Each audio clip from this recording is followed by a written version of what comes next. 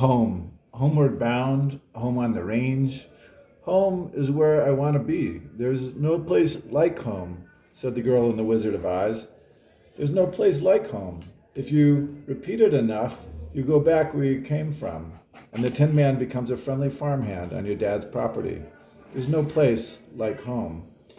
I asked Valentina where to buy the best hamburger in Bogota. Home, she blurted out, the name of a chain of restaurants, possibly imported from Los Angeles. I laughed a little inside because she registers a little on the chubby side, and I have the belief such people often have strong opinions about food. They like food. Thoughts of an old girlfriend come to mind who proudly announced, I'm a foodie. I thought, well, that's a word for it. I expose all my lookism and judgment. Of course, it all comes around. We treat others as harshly as ourselves. My home growing up had a father who thought critically of others. Once in Manhattan, he told me, Man, I thought New York City would have lots of attractive women, but they look dumpy.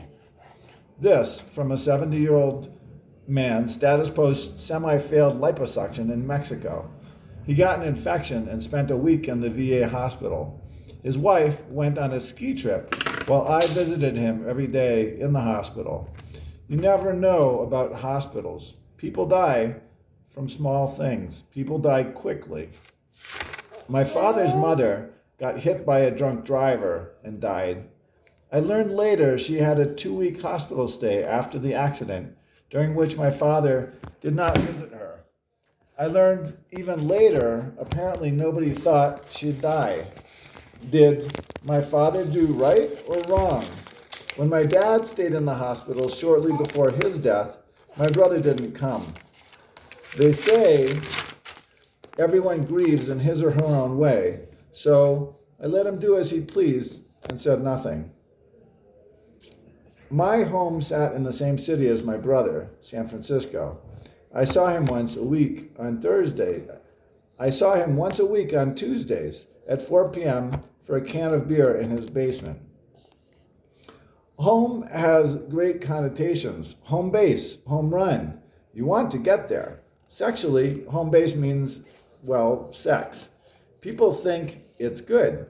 I like it most of the time. Deserts hold homes.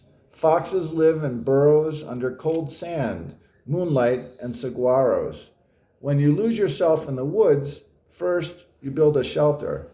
It prevents you from freezing, and it gives you a home. Before, a bare spot in the woods. Now, a home, a psychological anchor. You feel safe. It may help you survive. I remember a homeless guy in Jersey City. I always saw him wrapped in heavy rags and garbage bags against the winter wind, in the same spot, the same block. He had a home.